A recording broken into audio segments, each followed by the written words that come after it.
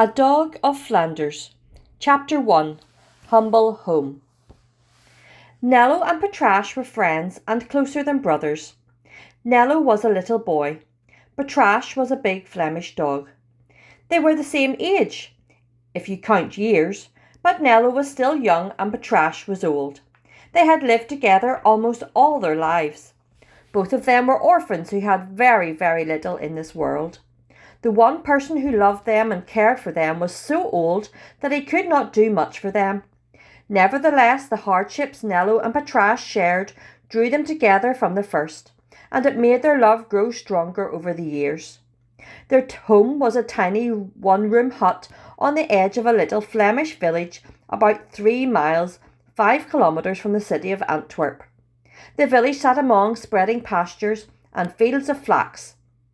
Through the broad fields ran a great canal, with long lines of poplars and alders bending over its choppy waters and waving in the breeze. There were only about 20 homes in the little village. They were all humble cottages with shutters painted bright green or sky blue. Their rose red or black roofs sloped high, and their whitewashed walls shone like snow in the sun. In the centre of the village, on a little moss-grown slope, stood a windmill. It was a landmark that could be seen for miles around, since the country was so flat.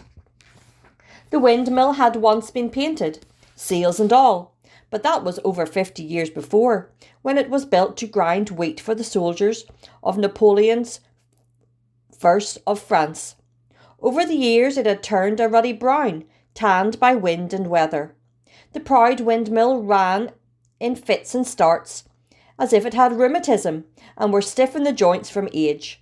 It served the whole neighbourhood, and the villagers, who were loyal to their windmill, felt disloyal if they carried their grain anywhere else to be ground. The village had another landmark, but it received far less attention than the windmill.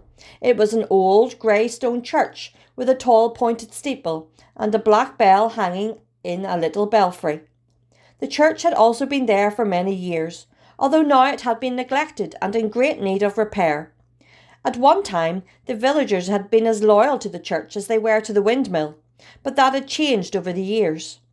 These two landmarks, church and windmill, stood across from each other on opposite sides of the one lane that ran through the little village.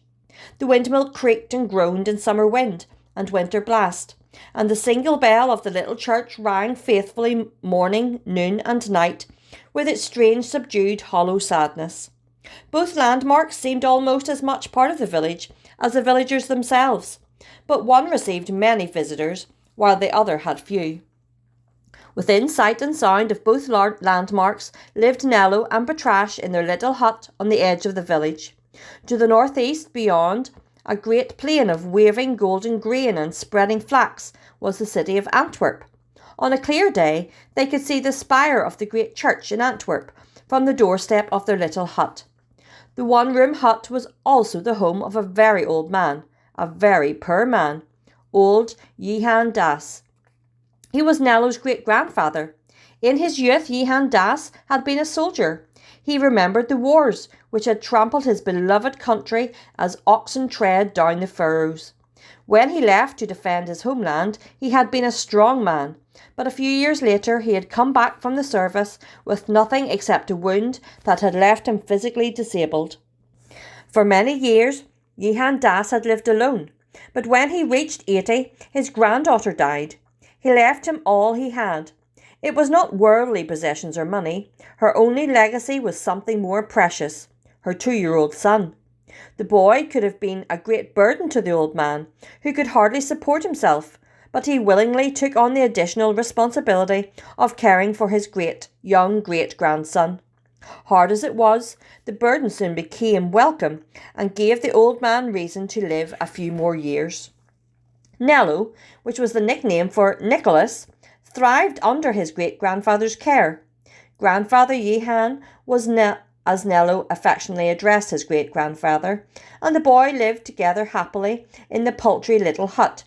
It was a very humble little mud hut indeed, but it was clean and whitewashed, bright as a seashell on the outside. It stood on a small plot of fertile ground where they grew beans and herbs and pumpkins. Nello and his great-grandfather were poor, terribly poor. Sometimes they did not even have food to eat. Certainly, they never had enough. In spite of their difficulties, the two had a happy home full of love. The old man was very gentle and good to his great-grandson, and the little boy was a handsome, well-behaved, honest child. Although the old soldier and his great-grandson had very little on this earth, they never forgot to thank their heavenly Father for giving them what he had promised, food and raiment. A wonderful boon did come their way one day. It was Patrash. They praised God for sending such a blessing. After having him with them, they could not imagine a time without him. Aside from his precious book on the shelf, he was the most important and valued possession they owned. Without Patrash, they would have had no money or way to make a living, and they would have no food. He was their means of support, as well as their protector. He was also an invaluable companion. He was strong and smart, and he worked hard. His worth really could not be measured in money. So, poor as they were a contented household. Grandfather Yehan, the old man, Nello, the little boy, and Patrash, their faithful and adored dog.